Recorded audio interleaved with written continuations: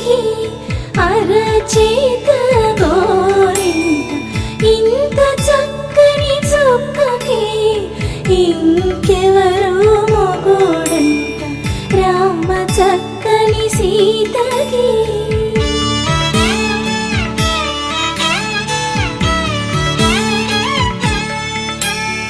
పుడతవి పునవేలు విడిచిన పుడమియల్లుడు రాముడే